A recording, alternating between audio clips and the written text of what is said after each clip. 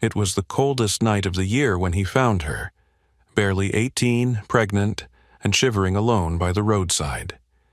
He didn't ask questions. He just opened the door. What neither of them knew then was that one quiet act of kindness would change the course of 2 lives, and years later, she'd be the one holding his hand when the world tried to take him away. This isn't just a story of survival. It's a story of second chances, unexpected family, and the kind of love that rebuilds everything. If you believe in the quiet power of compassion, in stories where broken things are made whole again, subscribe to the channel so you won't miss a single chapter. Now, let's begin. The snow had been falling since mid-afternoon, coating the sleepy Vermont town in a thick, silencing blanket. Streetlights glowed like amber orbs through the haze, and the roads had thinned, one car at a time, as people hurried home to beat the storm. But Beau Callahan wasn't home yet. He leaned forward, squinting through the windshield as the wipers slashed at the falling snow. His old Chevy truck groaned in protest as it climbed the final hill toward the wooded road leading home. The heater coughed lukewarm air, barely holding off the chill creeping in through worn seams. He was already late. Maisie would be waiting, probably pretending not to worry. Beau shifted in his seat, his lower back stiff from hours bent over the tiny gears of a grandfather clock someone had brought in for repair. He rubbed his hands together, fingers still smelling faintly of oil and cedar. Home was a few minutes away, a small wood cabin tucked into the trees. Quiet, familiar, predictable. He liked it that way, but that night would be the last ordinary night for a very long time. As the truck rounded a bend, the headlights swept over a dark shape on the shoulder of the road. At first, he thought it was a deer, maybe a bag of trash. Then it moved. Beau hit the brakes. The tires crunched to a stop just past the figure. He reversed a few feet, and the beams fell on something that twisted his gut with an old, aching instinct. A girl, no, a young woman, sat hunched in the snow, arms wrapped around her knees, coat too thin, face hidden behind a curtain of dark hair matted with flakes. And she was pregnant. He saw it clearly now. Her belly was full and round beneath a threadbare sweatshirt that couldn't possibly be warm. Beau opened the door and stepped into the snow, the wind cut like a knife. "You all right?" he called. The girl flinched but didn't answer. He approached slowly, boots crunching with each step. Closer now, he could see the blue tinge around her lips, the tremble in her shoulders. Her face was young, too young, and her eyes, when she finally looked up, were a storm of pain, pride, and something close to defeat. "I'm fine," she rasped, voice barely more than a whisper. "You're not," Beau replied, not unkindly. "You'll freeze out here." "I said I'm fine." There was no defiance in her tone, just exhaustion, as if she'd used up all her anger long before now. Beau hesitated. He didn't take strangers home. He didn't interfere. Not since Ellen died. Not since he'd had to learn how to be both mother and father to Maisie. He lived simply, kept his world small, safe. But some part of him, a part he thought had frozen along with everything else, moved. "Look," he said gently. "I have a cabin just down the road. It's warm, dry, you don't have to talk. You can leave whenever you want. But I can't drive off and pretend I didn't see you." The girl looked away, snowflakes catching on her lashes. A long silence stretched between them. Then she nodded, barely. Beau exhaled and helped her to her feet.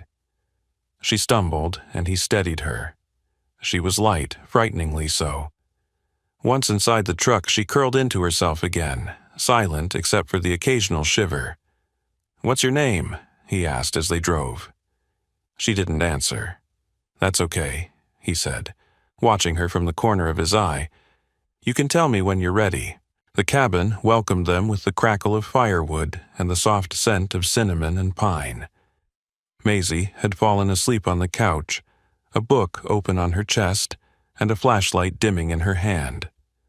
Bo gently took the book and blanket, covered her, and turned to see the girl standing in the entryway, dripping snow in silence. He gestured to the kitchen. "There's soup on the stove. I'll get you a towel." Still wordless, she followed him. Her hands trembled as she held the bowl of soup, but she ate slowly, with a quiet urgency that made him feel suddenly old and helpless. "You can sleep upstairs," he said after she'd finished. "It's not fancy, but it's warm. Bathroom's down the hall." The girl looked at him finally. Her eyes had softened, though her mouth was still a tight line. "Thank you," she said. 2 words. Enough. Bo nodded. "I'm Bo." She hesitated, then offered, "Lark." A bird in the snow, he thought. Fragile, out of place, but not broken, not yet. That night, after checking on Maisie and making sure Lark had what she needed, Bo stood alone by the fire, staring into the flames. He didn't know what he'd just brought into his home, into his life, but something told him this wasn't a detour. It was the beginning of a road he never knew he needed to take. Morning in the Callahan house came quietly, broken only by the hissing of the old kettle and the steady crackle of firewood in the hearth. Outside, the snow hadn't let up. It coated the trees, weighed down the porch rail, and silenced the world in a way only deep winter could. Inside, the warmth battled back the silence.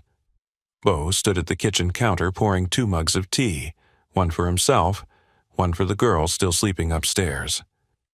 Lark, the name had stayed with him all night, echoing softly in his thoughts like a wind chime in a forgotten attic. She hadn't said much, just a name, but the way she said it, flat but careful, told him everything he needed to know. She didn't give it easily, which meant she didn't trust easily. And trust was something hard-earned when you'd been left out in the cold, quite literally. Behind him, the sound of tiny footsteps. "Dad?" He turned to see Maisie standing in the doorway, blanket still wrapped around her shoulders, her curly hair a mess of sleep and static. She rubbed her eyes and looked up at him. "Who's that girl?" Bo knelt beside her, brushing a loose strand of hair from her cheek. "She needed help. She's staying for a little while." Maisie blinked. "Is she nice?" "I think so. She's just tired." Maisie nodded in that way kids do when they absorb more than you want them to, more than you think they can. She didn't ask more questions, just walked over to the fire and sat cross-legged on the rug, arms folded into her blanket like a cocoon. A few minutes later, Lark appeared at the top of the stairs, moving slowly. She was wearing a sweater Bo had left folded outside the door, far too big for her, but warmer than the torn coat from the night before. She held the railing tightly, one hand resting on her swollen belly. Her eyes scanned the room like someone used to being unwelcome. Bo saw it all, the practiced caution, the braced for rejection posture, the wall she built without realizing it. He offered her the mug of tea. She took it without a word. "This is my daughter, Maisie," he said gently. Maisie looked up, all eyes and softness. "Hi." Lark nodded. "Hi." Bo gestured to the table. "You hungry?" Lark hesitated. He watched the inner dialogue play out across her face, pride versus need. But finally, she nodded again and sat. Bo warmed up leftover biscuits and scrambled eggs while Maisie slid a drawing across the table. "This is you," she said. "And the baby." Lark stared at it. A stick figure with a round belly and a giant heart drawn in red crayon hovered over it. Her hand trembled slightly as she touched the paper. "Thanks," she said. Her voice cracked on the word. Maisie beamed. Later, after breakfast and dishes, Bo stepped outside to shovel the walk. Snow fell in lazy spirals now, thick and endless. As he worked, Tobias Knox from next door wandered over with his dog. "You got a visitor?" Tobias asked, voice low. Bo wiped sweat and snow from his brow. "Just someone who needed a warm place." Tobias tilted his head. "You sure about that? She's a kid, pregnant, scared. Still, you don't know her." Bo stopped shoveling. "You ever needed help, Toby?" The older man stared for a moment, then looked down at the snow. "Yeah, once. Long time ago." Bo returned to his work without saying more. He didn't need Tobias's approval.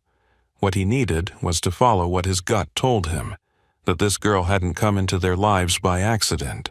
That night, after Maisie went to bed and the house grew still, Bo found Lark sitting near the fire, clutching a worn spiral notebook. She didn't notice him at first. Her head was bowed, pen moving slowly, carefully across the page. Her free hand rested protectively over her belly. He didn't mean to startle her when he spoke, but the creak of the floorboard made her jump. "Sorry," he said. "Didn't mean to sneak up." Lark sat up straighter, holding the notebook close. "Are you writing?" he asked. She hesitated, then nodded. "Letters. To her." She looked down at her belly. Bo took a seat across from her, careful not to make her feel cornered. "That's a beautiful thing to do." She shrugged. "It's dumb." "No, it's not.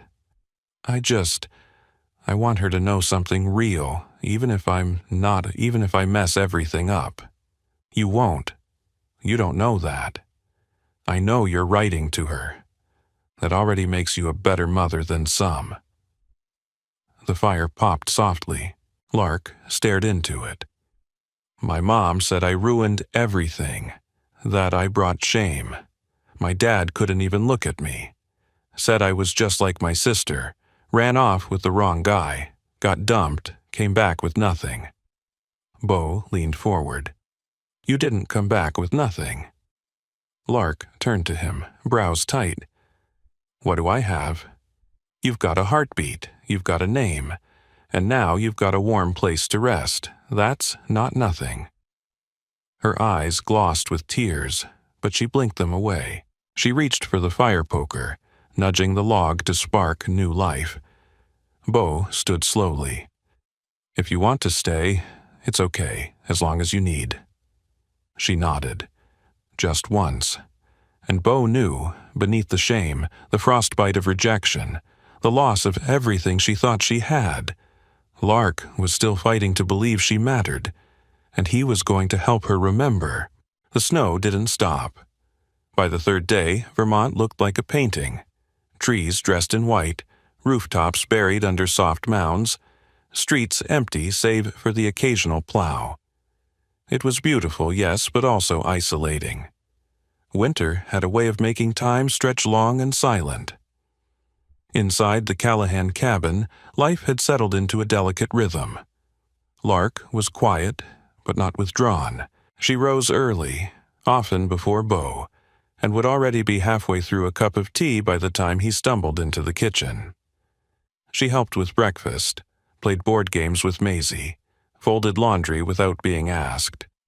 She didn't speak much, but when she did, her voice was soft and steady, like someone learning how to belong without being a burden. Bo noticed. He noticed everything. He noticed how she ran her fingers across the wooden window frames like she was memorizing the texture of safety. He noticed how she lingered in the hallway after putting Maisie to bed, as if listening for a sound she hadn't heard in years. He noticed that she always sat by the fire, always with the notebook. And he noticed, perhaps most of all, that Lark never asked for anything, which made him want to offer more. Late one morning, the three of them were finishing breakfast when the power flickered and went out. The wind outside howled with sudden ferocity, slamming against the old house like it was trying to get in. "A storm must have knocked something down," Bo muttered. Maisie's eyes grew wide. "What about the heater?" "We've got firewood," he said. We'll be just fine." He stood and looked out the window. The snowdrift had nearly covered the bottom of the truck's tires. If they needed anything, they'd have to dig for it. Lark spoke up. "I can help." Bo turned to her. "With what?" "Firewood. I saw the shed when we pulled in that first night." Bo hesitated. "You shouldn't be lifting." "I'm pregnant, not helpless." There was no anger in her voice, just a quiet insistence. And Bo, to his own surprise, found himself smiling. "All right then," he said. "Let's suit up." The wind cut through even their thickest coats as they trudged out to the woodshed behind the house. The snow reached Lark's knees, and Bo slowed his pace to match hers. He watched her closely, ready to stop her if she strained, but she moved with a kind of determination that didn't need pity. At the shed, he broke the silence. "You know, most people wouldn't be so quick to offer help." Lark glanced at him, cheeks red from the cold. "Most people don't want to feel useless." Bo nodded, understanding more than he let on. They worked in near silence, stacking logs into a large canvas carrier. Lark moved carefully, but efficiently. She wasn't afraid of the work. She was afraid of doing nothing. When they returned to the cabin, Maisie had already lit more kindling in the hearth. The three of them sat together on the rug in front of the fire, sipping cocoa wrapped in wool blankets. "I made a snow angel once," Maisie said, looking at Lark. "Do you want to make one with me tomorrow?" Lark gave a small, genuine smile. "Maybe." Maisie grinned, satisfied. That afternoon, the first crack appeared in the wall. They were sitting by the fire, Lark with her notebook, Bo polishing a pocket watch, when she asked softly, "What happened to your wife?" Bo looked up, surprised. He hadn't expected the question, not yet. He set down the watch. "She passed 3 years ago, cancer." Lark nodded. "I'm sorry." Maisie was 7. She doesn't remember the worst of it, thank God. Silence fell between them, not uncomfortable, just heavy with the weight of unspoken things. Lark spoke again. "You kept going." "I had to. That's not the same as wanting to." Bo looked at her. She wasn't fishing for sympathy. She wasn't asking for his pain. She was just seeing it. He nodded. "You're right. For a while, I didn't want to. But Maisie, she saved me from disappearing." Lark swallowed hard. Her hand instinctively rested on her belly. "I don't know if I'll be any good at it." "You don't have to know. You just have to stay." That evening, the wind died down. The power returned with a soft hum, and the lights flickered back to life. Maisie cheered from the kitchen. But Bo didn't move. He watched Lark as she tucked the notebook back into the little wooden box near the hearth. He'd seen her writing more today. Pages, maybe. Whatever she was recording in those letters, it was growing. Maybe hope, maybe grief, maybe both.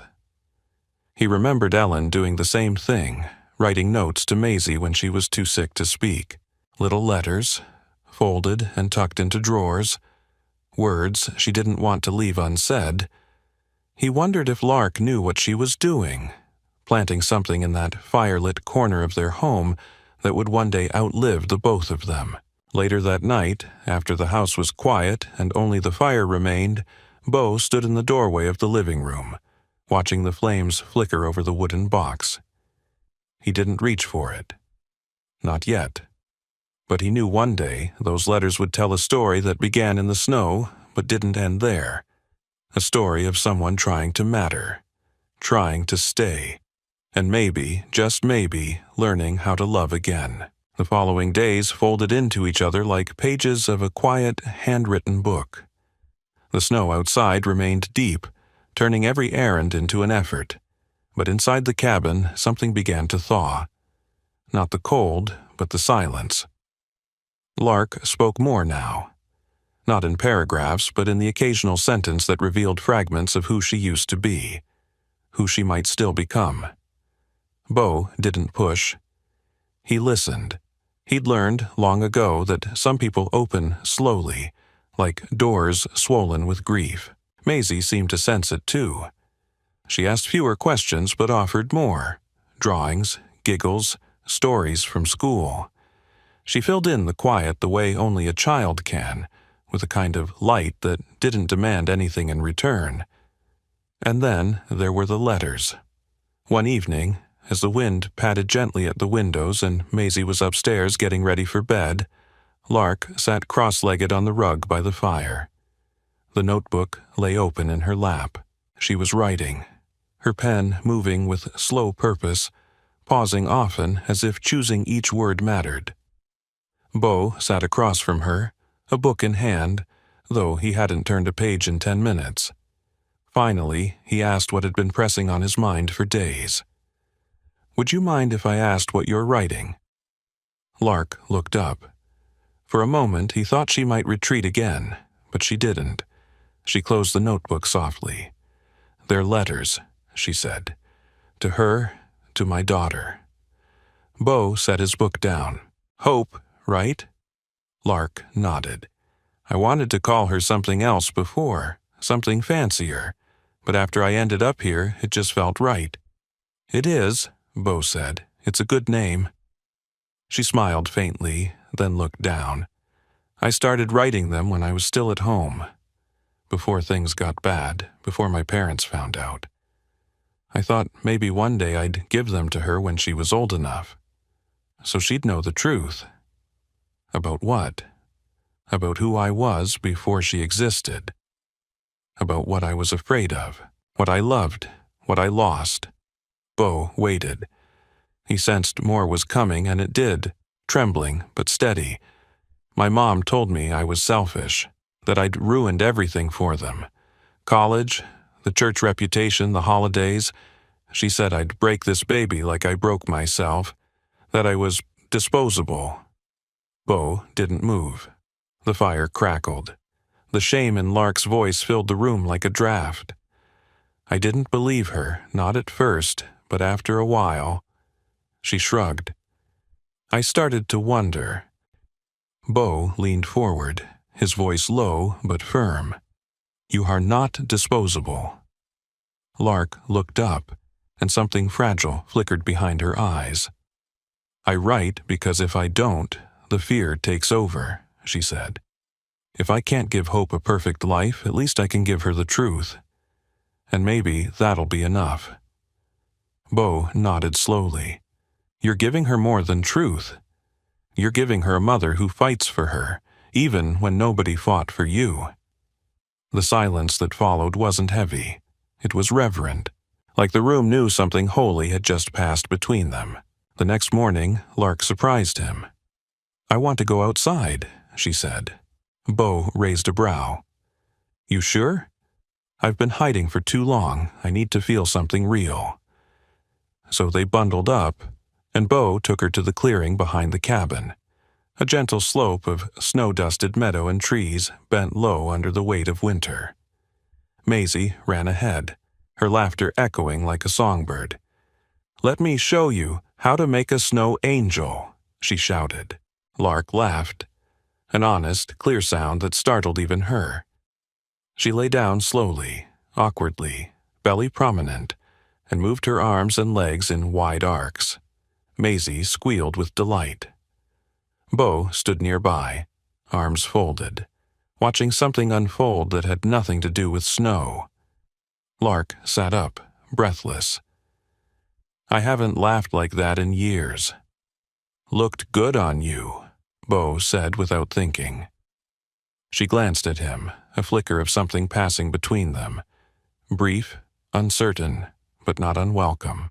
That night, after dinner and cocoa and a quiet story by the fire, Maisie went up to bed, leaving Beau and Lark once again in their now familiar ritual of evening silence. But tonight, Lark held out something to him. Her notebook. "You can read one," she said, "if you want." Beau took it carefully, like something sacred. He flipped through until he found a folded page, marked with a star. He opened it slowly and read aloud. Dear Hope, today I wanted to disappear. I sat on a park bench for hours, watching strangers walk by, and I wondered what it would feel like to be invisible. Then someone dropped a mitten. It was small, red and knitted and almost silly. I picked it up and handed it back to the woman. She smiled at me, said thank you, like I mattered. I held on to that smile all day. You'll have days like this, days when the world feels too big and too empty, but I hope you remember, even small kindness can anchor you. It did for me today. Love, Mom. When Bo looked up, Lark was watching him. Not guarded this time, open, scared, but open. You're not invisible, he said. I used to feel like I was.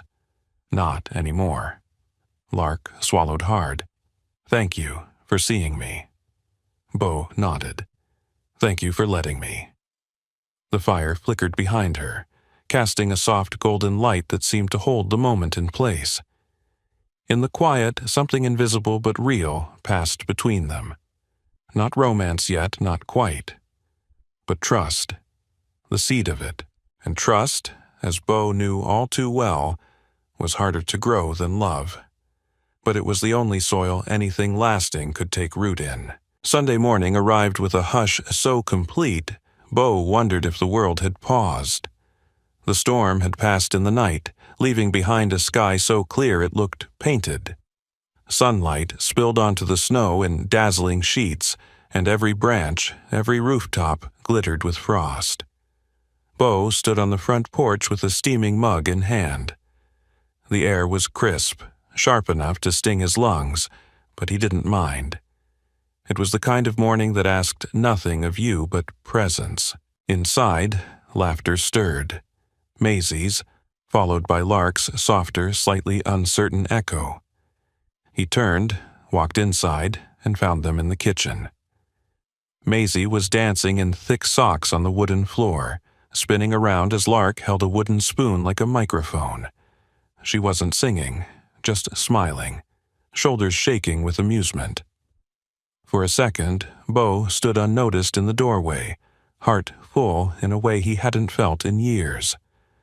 The cabin, once a shell of quiet survival, now held something alive, and he wasn't ready for how much that moved him. After breakfast, Maisie dragged a cardboard box from the attic, the Christmas box. Worn ornaments, tangled lights, pine-scented candles, and construction paper stars spilled across the floor. "Can we put up the tree today?" she asked. Bo rubbed the back of his neck. "I haven't done that in a while." "Then it's time," Lark said gently. Bo looked at her surprised. "You want to?" "I think I need to." So they bundled up and trudged to the tree line behind the cabin. The air was filled with the crunch of boots and the occasional squeal from Maisie as snow slipped into her mittens.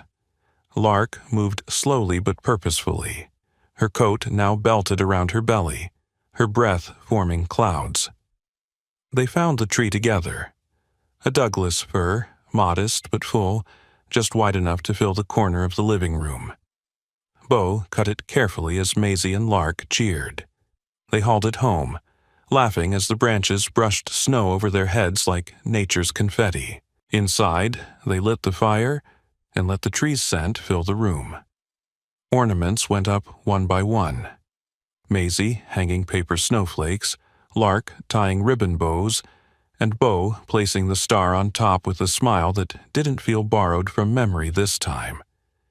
It was theirs now, not a replacement of the past, a reclaiming of the present. Later that night, they sat around the fireplace, the tree glowing behind them. Lark held a mug of cider, her hand cradling her belly absent-mindedly. Bo was on the armchair, Maisie curled beside him with a blanket over both their legs. Lark looked at the tree, then at Bo. "Do you ever wonder how grief makes room for anything else?" He considered her question before answering. "Every day. I used to feel like letting go of the sadness meant letting go of Ellen." Like moving forward meant I was erasing her. And now?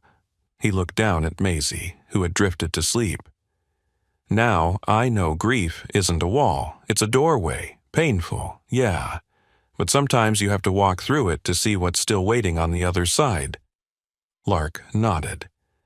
I think I've been sitting in the hallway for a long time. Bo smiled softly. You're allowed to move at your own pace. She stared into the fire, eyes shimmering. You know, she said quietly, if someone had told me a month ago that I'd be trimming a Christmas tree with a stranger and his daughter, I'd have laughed in their face. Still might, Bo said, grinning. Lark chuckled. No, not tonight. Later, after tucking Maisie in, Bo returned downstairs and found Lark placing something in the wooden box beside the hearth. He paused. Another letter? She nodded. This one was different. Not just for Hope. For me, too. Bo tilted his head. You want to read it? She hesitated. Then, slowly, she opened the notebook and read aloud. Dear Hope, today, I laughed while decorating a tree. I don't remember the last time I laughed like that. Maybe I never have. There was a man with kind eyes, and a girl with a heart big enough to hold me, even though I didn't ask to be held. And for a few hours, I wasn't afraid. I hope you have days like this.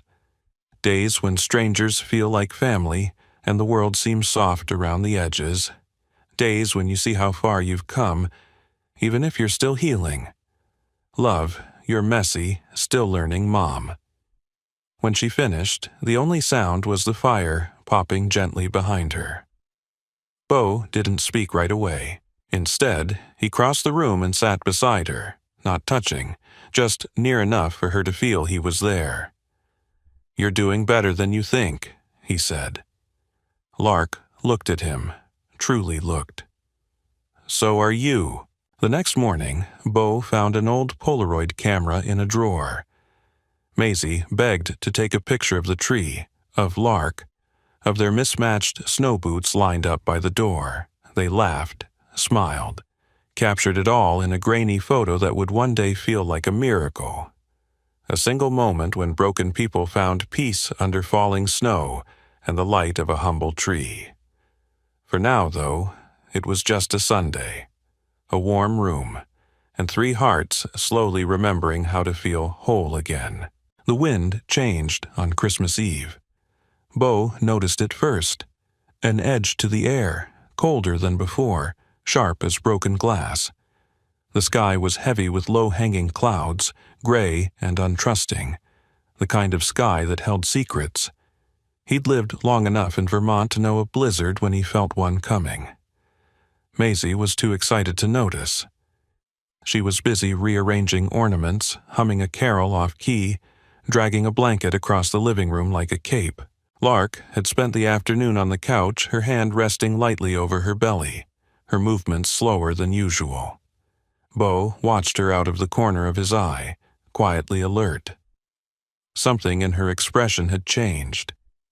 She smiled at Maisie's antics, laughed when Bo burned the sugar cookies, but her face was drawn, her hand twitching every so often. Back hurting? He asked casually, setting a tray down. Lark nodded, almost too quickly. It's fine, just normal stuff. But her voice was tight. Her hands trembled slightly as she reached for the mug of cider. Bo sat down beside her. When did it start? She looked away. This morning. He set his cup down, his voice low and steady. You should have said something. I didn't want to ruin today. Lark. Her eyes flicked up to meet his. Fear lived there now, real, raw fear. I'm not ready, she whispered. Bo's heart ached. No one ever is. By early evening, the storm had begun. Thick curtains of snow swallowed the landscape. The wind howled around the cabin like a wild thing, rattling window panes and stuffing the chimney with cold. Power lines flickered. The lights blinked twice before dying completely. The cabin fell into flickering shadows, firelight, candles, and quiet breath. Upstairs, Lark gripped the headboard of the guest bed, her face pale and tense. Bo had sent Maisie to her room with strict instructions to read with her flashlight and stay under the covers, promising updates and a surprise gift if she could be brave. Downstairs, he boiled towels and filled jugs with warm water. He had never delivered a baby before, never even been in the room. Ellen had passed before Maisie was born. The doctors, the machines, all of it behind hospital glass. Now, it was just him and Lark and a baby who refused to wait. Lark cried out once, a low, guttural sound, and Bo climbed the stairs 2 at a time. He entered the room and found her doubled over, gripping the mattress, sweat beading along her hairline.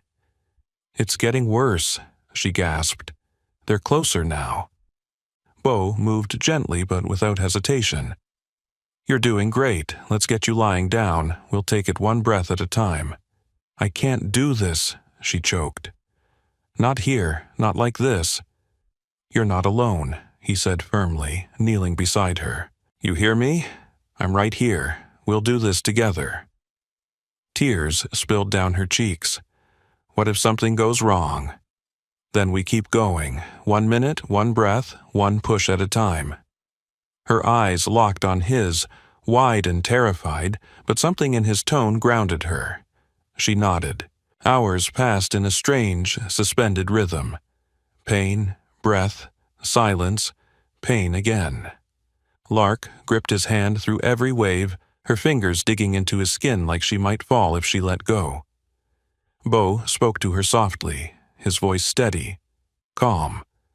He wiped her brow, counted contractions, whispered encouragement when her strength wavered. Outside, the blizzard screamed. Inside, another storm raged, but one full of life. Bo had never seen anything so human. And then it happened. A cry, sharp and small, splitting the air like a spark.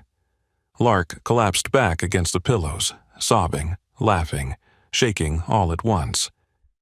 In his arms, Bo held a baby girl, slick and red and howling. Hope.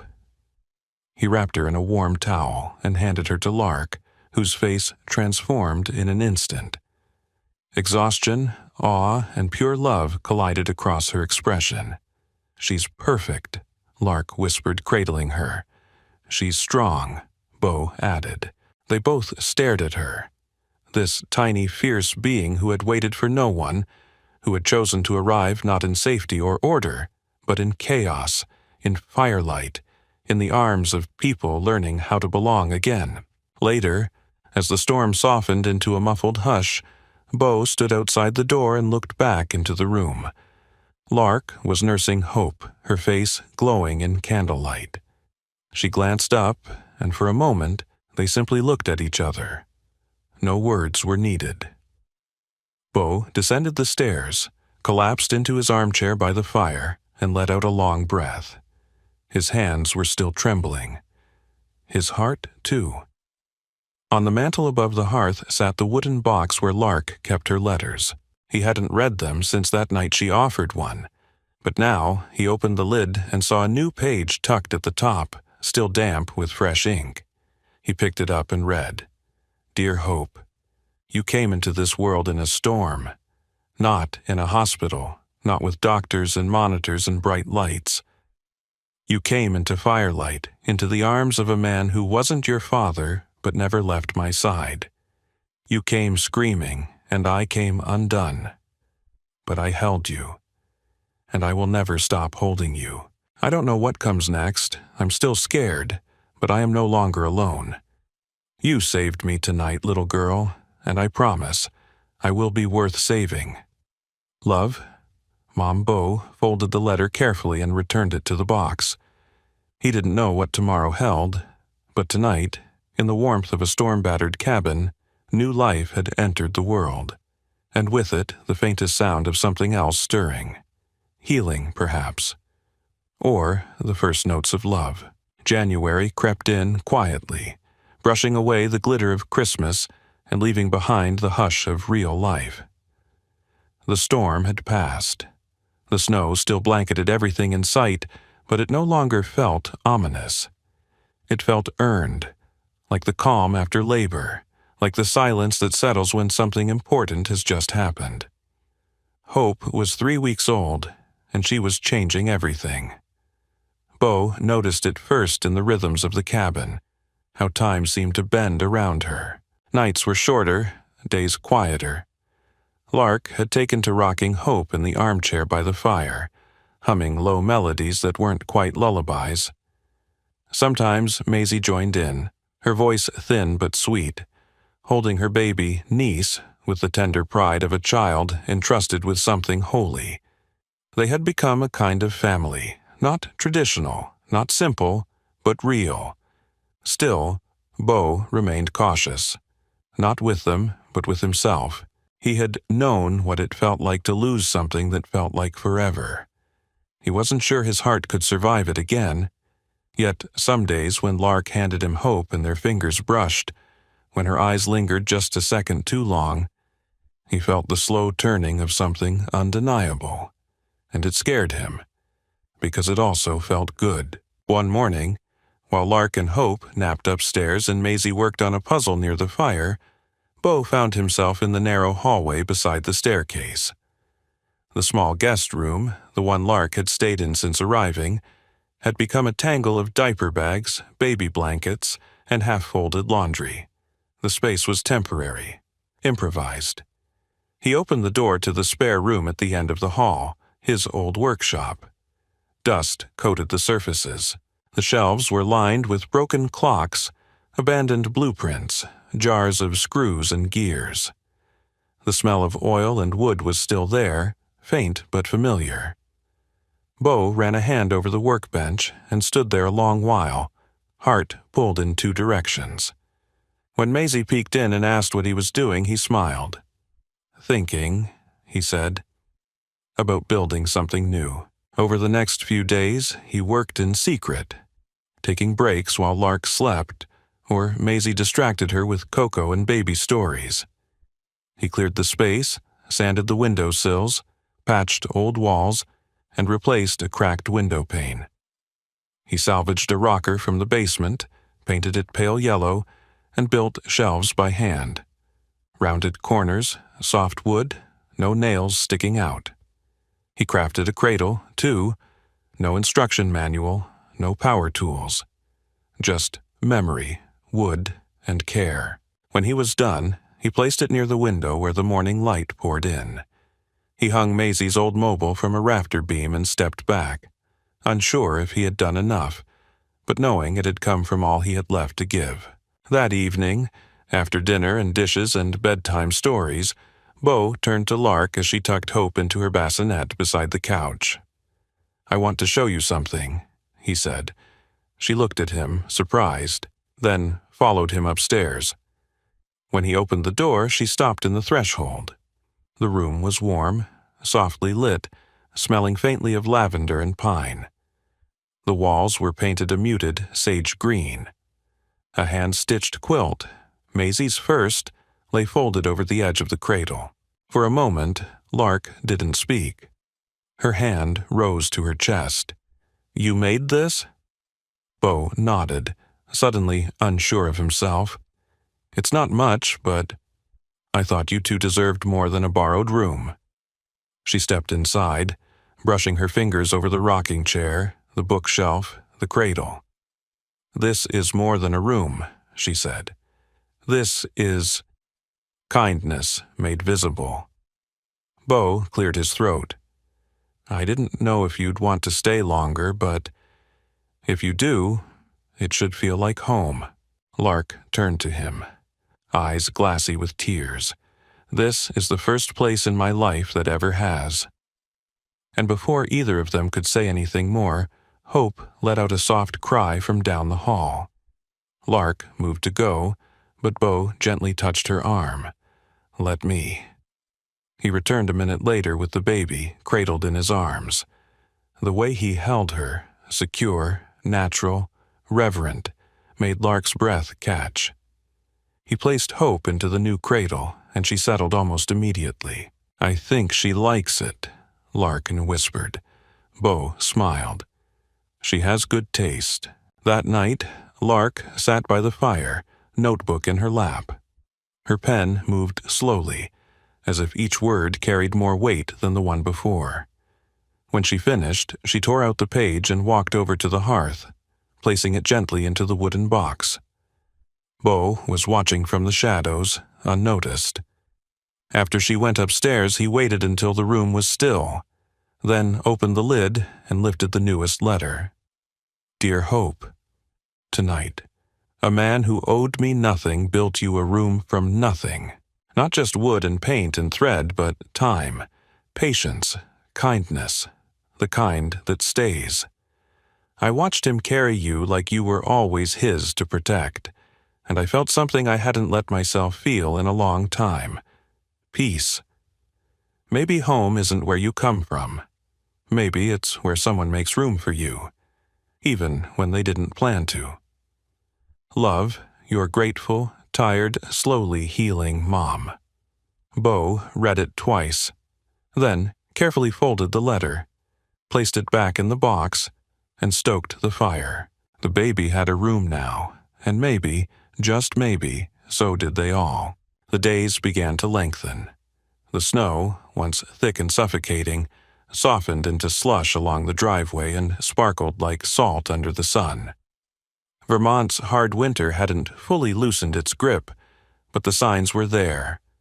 A thaw, slow and stubborn, creeping into both the earth and the people who lived upon it. Lark felt it too. But where nature began to bloom, her thoughts grew tangled. She had lived with Bo and Maisie for over 6 weeks. What had begun as a rescue had become a routine. She knew the creak in the floorboard by the fireplace, the way Maisie liked her toast cut into triangles, the sound Bo made when he was focused. Half sigh, half hum. There was a rhythm to this place, and she had settled into it like she'd always belonged. But it wasn't hers, and that haunted her more than she expected. One morning, as she sat rocking Hope in the nursery Bo had built, Lark stared out the window and realized how fast time had passed. Her daughter had outgrown the tiniest onesies. Her cries now came with demands. Her eyes followed movement. She was already a little person becoming someone. Lark thought about what came next. She had once dreamed of becoming a nurse. She remembered tracing diagrams in her textbooks, imagining a life where she could help, where her presence mattered. After being cast out, those dreams had felt like ashes. But now, a letter had arrived. A response to the application she had filled out one sleepless night, after a long feeding, while Bo dozed on the couch with a book still open on his chest. A vocational training program out of state, a grant to cover housing, a child-friendly dorm, evening classes, a future, and a choice, she told Bo 3 days later. They were chopping vegetables in the kitchen, Maisie at the table coloring, Hope asleep in the sling across Lark's chest. "It's in Providence," Lark said, voice low. "It's a 1-year program. It starts in March." Bo paused, knife still in hand. "I didn't know you'd applied," he said carefully. "I wasn't sure I'd send it in," she replied. "But I did, and they accepted me." He set the knife down gently. "That's incredible, Lark." She looked at him, trying to read what lived beneath those words. "But?" He didn't answer right away. He turned to the stove, stirred the soup. "I guess I just thought maybe you were staying," he said. His voice was calm. Too calm. Lark knew that kind of calm. It was the kind people used when they were trying not to break. "I thought so too," she whispered, "and maybe I still am. I haven't decided." That night, after Maisie had gone to bed and the fire had dulled to soft coals, Lark sat on the rug, Hope nestled in the crook of her arm. Her notebook lay open beside her, but she didn't write. She just stared into the flames. Bo came downstairs and stood in the doorway. "I'm not angry," he said softly. "I know," Lark replied, "but you're disappointed." "I'm scared," he admitted. "I'm scared that once you leave, we won't see you again."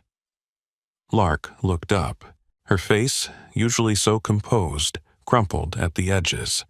"I never asked to find this," she said, voice trembling. "I never expected you, or Maisie, or this home. But I also never expected to want more than just survival, and now I do." Bo knelt beside her. "Wanting more doesn't mean leaving everything behind." Lark stared down at Hope. "She deserves a mom who can give her something stable, who can stand on her own. She already has one. But will she remember that, or just the part where I left?" Bo's hand found her shoulder, light but steady. "Then write it down, help her understand, just like you've always done." Later that night, she took her notebook upstairs. She sat on the edge of the bed, opened to a fresh page, and began to write. Her hand shook. Her heart pounded. "Dear Hope, today I was offered something I never thought I'd get again. A second chance. It's a chance to rebuild a life with purpose, to make something out of all the pieces I thought were broken. But to take it, I might have to leave the place where I first remembered how to breathe. I'm scared you won't understand. I'm scared I'll hurt the people who taught me how to heal. But I also want you to see a mother who tried, who didn't stay small because she was afraid. Maybe it's selfish, maybe it's brave, maybe it's both. Love, Mom." She folded the letter carefully and slipped it into the wooden box by the hearth. Then, in a quiet moment of hesitation, she reached in and took it back out.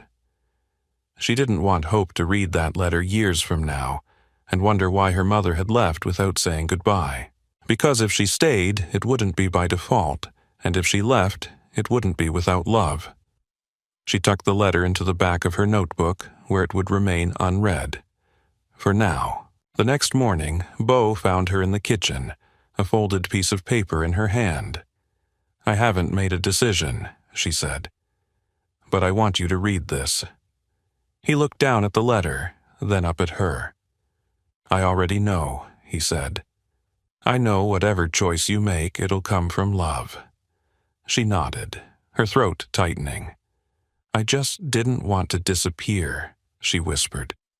"You won't," he said. And he meant it, because no matter what happened next, whether Lark stayed or left, whether Hope learned to walk beneath this roof or another, she had carved herself into the bones of this house, into their hearts. And sometimes that was what family meant. Lark left at the end of February, just as the snow began to recede in earnest. The driveway, once buried under drifts, turned to slush. Icicles broke from the porch roof like falling glass, and the trees, long stripped bare, began to stretch toward a sky that hinted faintly of spring. She didn't leave with fanfare. There were no dramatic goodbyes, no grand declarations, just hugs, long and tearful. A letter tucked into Bo's coat pocket, a kiss on Maisie's forehead, and a whispered promise, "I'll write, I'll visit, I'll be back." And then she was gone. The cabin felt it immediately. The room she and Hope had shared remained tidy, quiet, but somehow echoing. The rocking chair no longer creaked. The cradle remained, lined with the quilt Bo had laid there. He didn't pack it away. He couldn't. Maisie asked about Lark often at first. "Where is Providence? Do they have snow there? Do babies miss people too?" Bo answered each question honestly, gently, always ending with the same words. "She misses us, but she's doing something brave." Maisie accepted this mostly. Children, for all their questions, understand the ebb and flow of love more naturally than adults. But Bo, he felt the emptiness in a deeper register, because for the first time since Ellen had died, the house had been more than a structure. It had been alive again, and now it was quieter than it had ever been. Time moved differently in the quiet. March turned to April. The winds softened. Grass peeked through the frost, and Beau returned to fixing clocks. He reopened the little workshop behind the cabin, the one Lark and Hope never saw. It smelled of sawdust and time. People in town had started to bring in pieces again. A cuckoo clock missing its chime, a music box stuck on a single note, a pocket watch left behind by a grandfather long gone.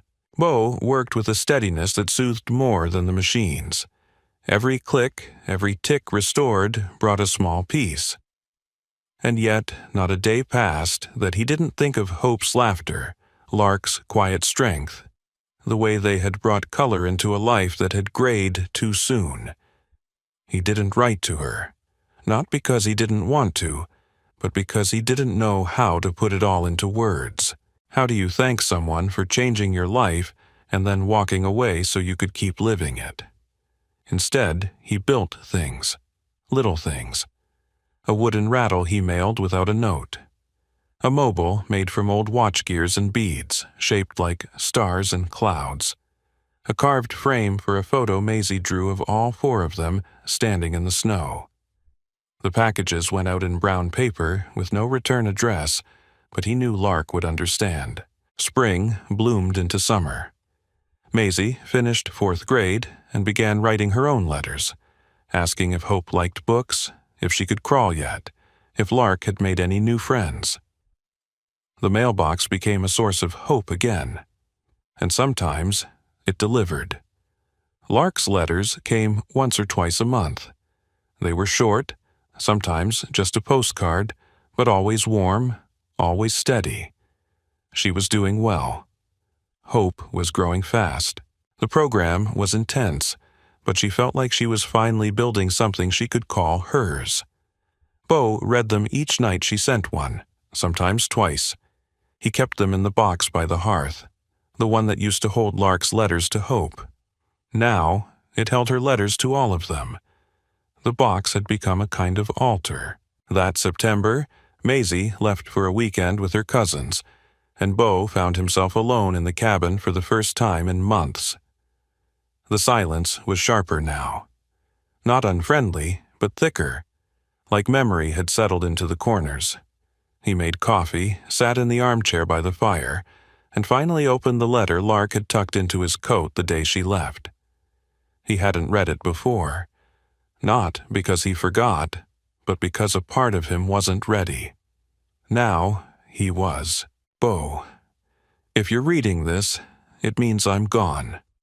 Not in the forever way, just the hard way, the brave way, the way you taught me to walk toward. There are things I wanted to say but couldn't. Maybe I was afraid, maybe I didn't trust myself not to cry too hard, but I want you to know that I never planned on staying because I didn't think I was the kind of person worth keeping. You and Maisie taught me otherwise. You gave me more than shelter. You gave me dignity, warmth, and the space to remember that I am more than my worst moments.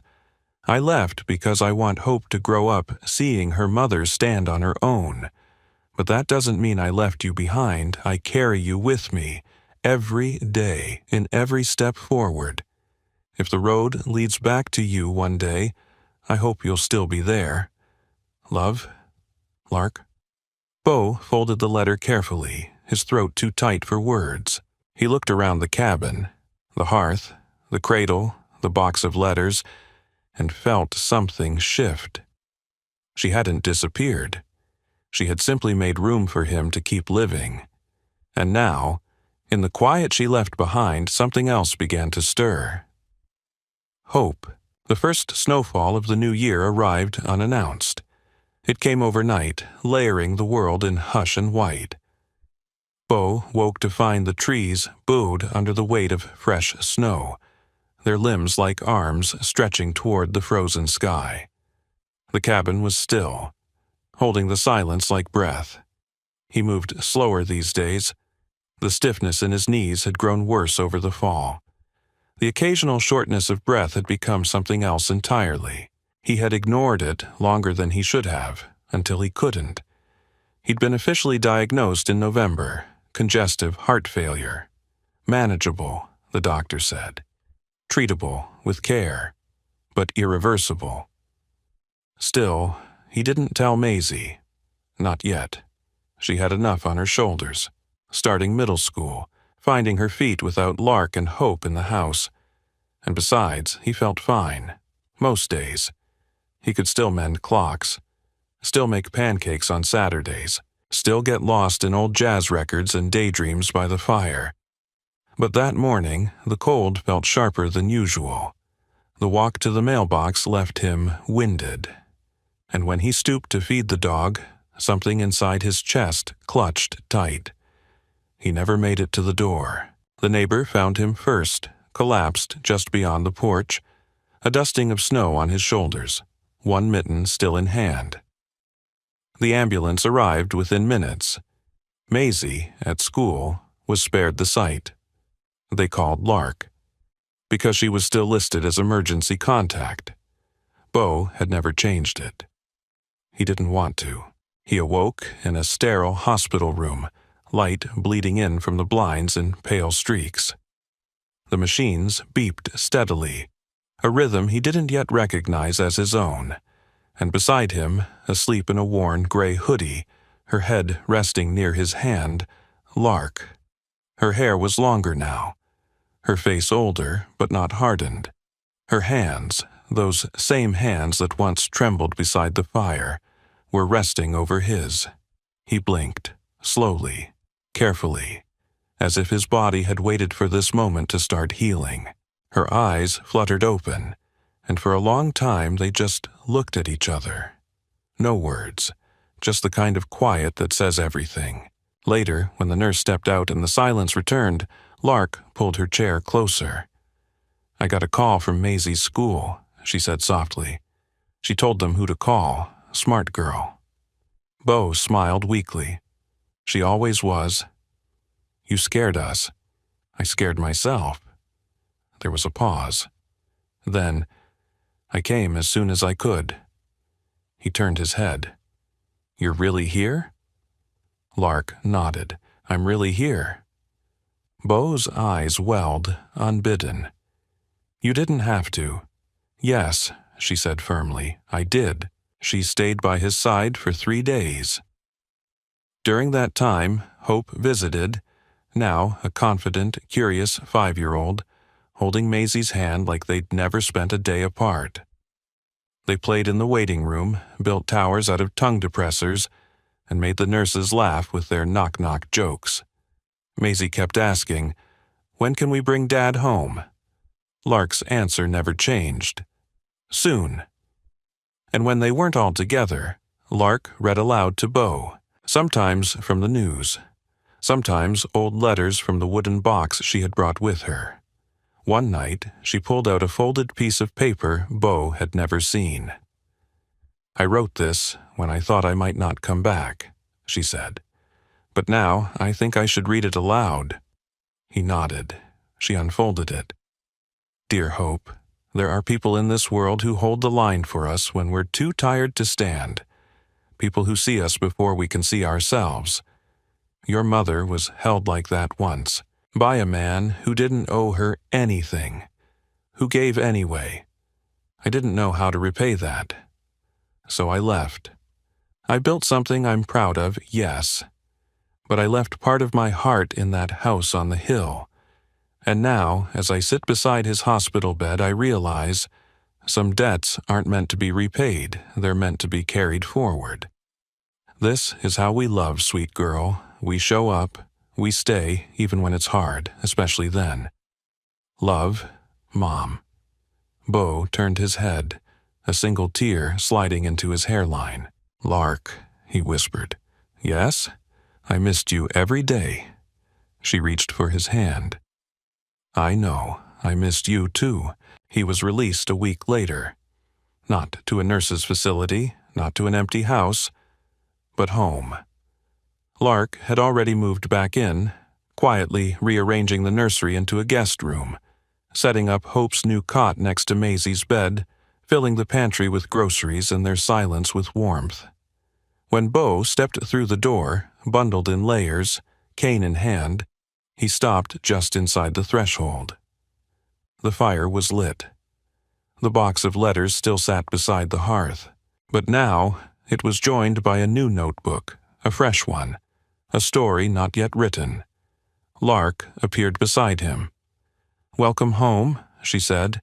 He looked at her, not just at her face but at the space between them, now closed. "Are you staying?" he asked, careful. Lark didn't answer with words. Instead, she slid her hand into his. The seasons turned again. Spring settled over Vermont with a gentler hand this time. Early sun warming the eaves, robins returning to the trees, crocuses pushing up through thawed soil like soft declarations of survival. Inside the cabin on the hill, life unfolded in quiet rhythms. Beau rose later now, moving slowly but deliberately. His body still protested, but his spirit had found something close to rest. He had begun sketching again. Small mechanical toys, simple wooden keepsakes. Not to sell, not to fix, just to build, just to be part of the world with his hands. Maisie was growing into herself, curious, creative, and watchful. She loved fiercely and asked questions no adult could answer quickly. She'd started calling Hope her little sister cousin, a title that stuck like glue and made everyone in the house smile. And Lark had changed in ways no one could measure. She had finished her training. She'd come back not as the girl from the snowbank, but as a woman who had walked through fire and brought something living back with her. She now worked part-time at a clinic in town, her stethoscope hanging from the same hands that once trembled beside a hearth. She still wrote letters, some for Hope, some for herself, and once, on a quiet Sunday afternoon, one for Beau. He hadn't read it yet. He wasn't ready. Not because he didn't want to know what it said, but because he already did. On the first truly warm day of the year, the four of them had a picnic in the meadow behind the house. It wasn't fancy, just sandwiches, lemonade, and wild laughter echoing off the trees. Hope ran in lopsided circles, her curls bouncing, while Maisie braided dandelions into a crown. Beau sat on a blanket beneath the old maple tree, his cane resting beside him. Lark brought over a folded quilt and knelt beside him, her eyes shining in the sun. "I never asked," she said. "Why clocks?" Beau looked down at the old pocket watch in his palm, its casing dull with age but ticking true. "They're patient," he said. "They wait for you to understand them, and once you do, they forgive you for all the time you've lost." Lark smiled. "That sounds like something you wrote in a letter." He chuckled. "Maybe I should have." She rested her head on his shoulder. "You did more than write." That evening, as twilight softened the edges of the house, Beau sat by the hearth, a cup of tea in hand, the wooden box of letters open beside him. Maisie was upstairs reading to Hope, whose giggles occasionally floated down like music. Lark emerged from the kitchen, wiping her hands on a dish towel. She paused in the doorway, watching him. "You ever think about how strange it is?" she asked. "What?" "That we all ended up here, by accident almost, like threads that didn't match but still wove together." Beau nodded. "Some patterns only make sense when you step back far enough." She moved to sit beside him on the rug. "I still write to her." "I know. But lately, I think I've been writing for me, too." Beau reached into the box and pulled out a letter, one marked with Hope's name in a different, newer hand. "I think that's how it's supposed to be," he said. "So that when she's ready, she won't just know what happened. She'll know who you were becoming." Lark blinked back tears. "Do you think that's enough?" "No," Beau said softly. "I think it's everything." That night, he watched them, Lark, Maisie and Hope sleeping, each in their corner of the house. He walked the hall slowly, stopping by each door like a man counting stars, not out of fear, but reverence. In the nursery, Hope stirred in her sleep. Bo leaned over the crib and gently tucked the quilt back around her. She blinked open, groggy eyes and whispered, "Papa?" He froze. She'd never called him that before. Then, slowly, he nodded. "I'm here, sweetheart." Her eyes fluttered closed again, and something inside him, something that had long been bruised and waiting, healed. The next morning, a new letter sat on the hearth. Not in Lark's hand, Maisie's. It read, "Dear Hope, I think we're really lucky. Some people never find home and we get to grow up in one. Not because it's perfect, but because people here stay, even when they're scared, even when they're tired, even when they didn't mean to love each other but did anyway. I hope when we're older we still live nearby. I hope we still build snow forts and eat pancakes and write silly letters. Love, your sister-cousin." Maisie Bo smiled as he placed it gently in the box. He added more firewood to the hearth. The flames flickered, soft and golden. They had burned low once, but never out. And now, as a new day bloomed behind the windows, the hearth still glowed. Because some stories don't end in grand declarations. They end in warmth, in light, in the kind of quiet that feels like home. If you've made it to the end of this story, thank you. Truly. Stories like these remind us that even in the coldest seasons of life, a little kindness can spark a miracle. I'd love to know, where are you watching from? Drop your city or country in the comments. It warms my heart to see how far these stories travel. And if this story touched you in any way, I invite you to subscribe to the channel. It's completely free, and it helps us keep sharing stories that uplift, inspire, and heal. From my heart to yours, thank you for watching. And until next time, may your hearth always stay warm.